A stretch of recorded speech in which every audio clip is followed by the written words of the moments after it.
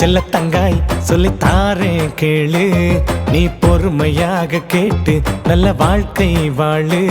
சின்ன தம்பி செல்ல தங்காய் சொல்லி தாரேன் கேளு, நீ பொறுமையாக கேட்டு நல்ல வாழ்க்கை வாழு. காய் என்று கரைந்திடும் காக்கா கூட்டம் பாரு, அதை போல ஒற்றுமையாய் வாழ வேண்டும் பாரு. அழகாய் பறந்திடும் புறா கூட்டம் பாரு, களங்கமில்லா உள்ளம் நமக்கு வேண்டும் பாரு.